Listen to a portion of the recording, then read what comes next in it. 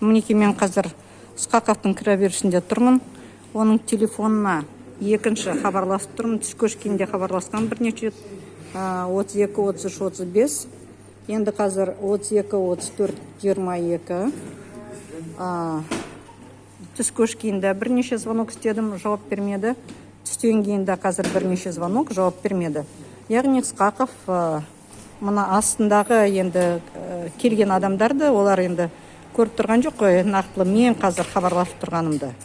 Яғни астындағы адамдарды адам ретінде санамайды, мен солай ұғам. Телефонды да алмайды қабылдау бөлмесі.